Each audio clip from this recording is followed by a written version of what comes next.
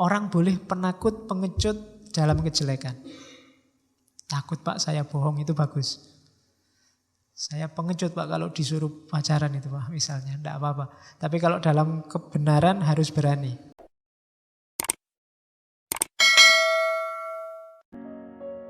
Oke, ini terakhir.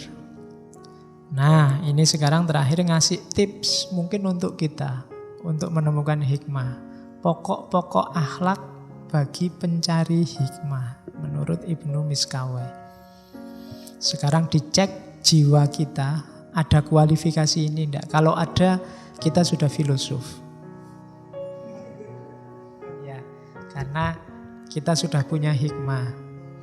Yang pertama, coba dicek apakah jiwamu lebih suka yang hak daripada yang batil, lebih suka kebenaran daripada kebohongan, lebih suka yang baik daripada yang buruk. Kalau masih belum ya enggak. Karena ada orang itu kebohongan enggak apa-apa asal menguntungkan kelompokku. Hoak enggak apa-apa asal menguntungkan kelompokku. Itu berarti sebenarnya jiwa kita masih belum cenderung pada kebenaran. Yang kita pentingkan kepentingan kita atau kepentingan kelompok kita. Yang kedua, selalu berusaha mengendalikan diri. Ya nanti saya titip kalau muhasabah coba dicek ya. Dalam sehari kira-kira berapa jam kamu sadar bahwa kamu itu manusia hamba Allah, punya tugas, punya... Sadari aja keberadaanmu kira-kira berapa jam. Karena hidup kita ini terjebak oleh rutinitas-rutinitas. Jadi kita lebih sering kayak mesin jalan aja begitu saja. Hari Senin kuliah jam pertama melaku kuliah tanpa jiwamu sendiri sering tidak hadir. Jangankan waktu wong sholat aja kadang juga jiwamu tidak hadir. Itu berarti apa? Kesadaran dirimu tidak muncul, apalagi pengendalian diri. Kalau kamu sadar tentang dirimu, itu baru kamu bisa mengendalikan dirimu.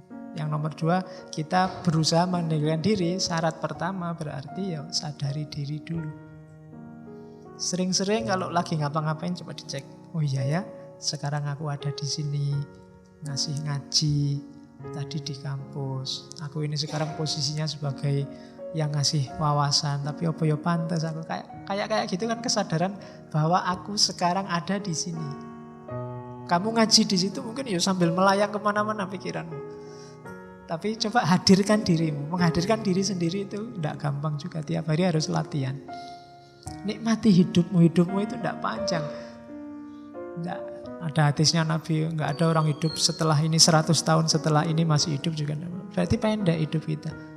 Seringlah hadir dalam hidupmu sendiri. Karena kamu sering tidak hadir. Apalagi orang yang jatuh cinta, yang hadir pacarnya terus. Di sini itu isinya orang lain.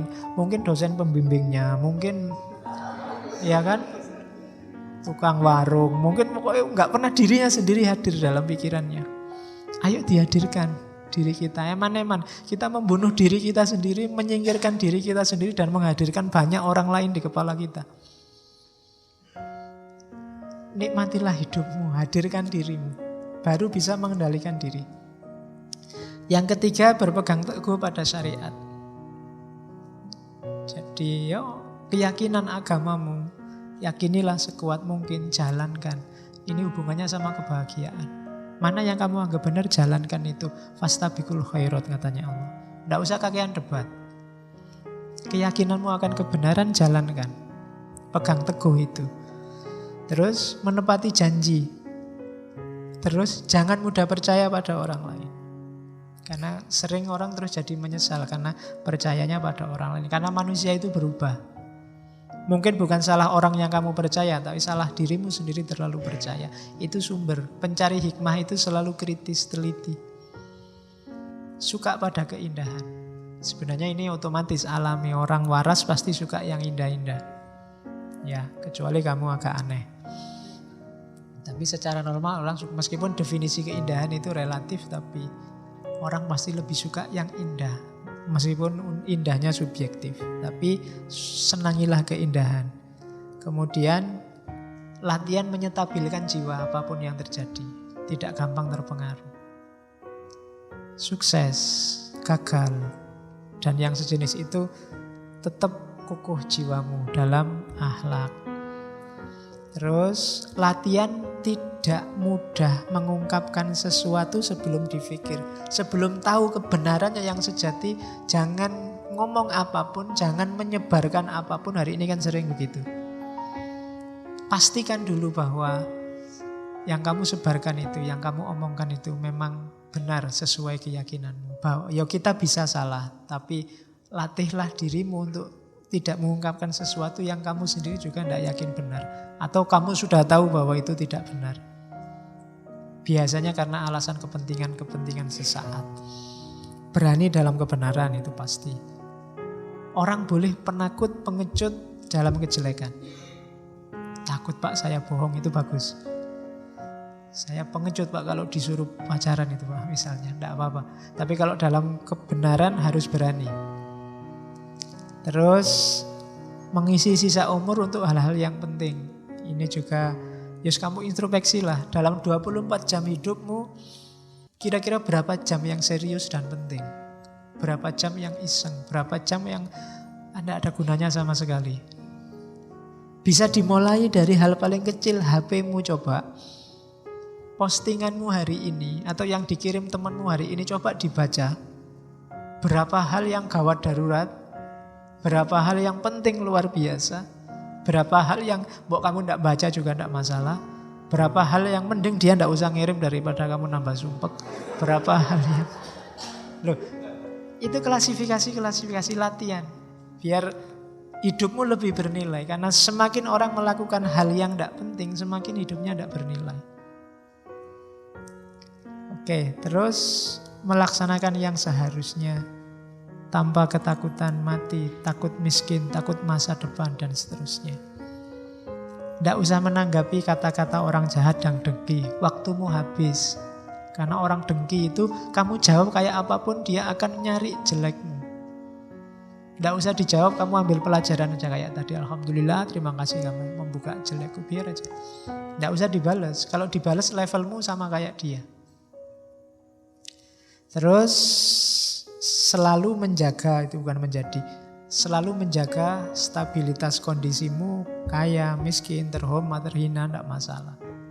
Saya sudah berakhlak baik loh Pak, kok masih tidak dihormati sama orang lain, masih suka dihina sama orang lain, tidak masalah, tidak ada hubungannya.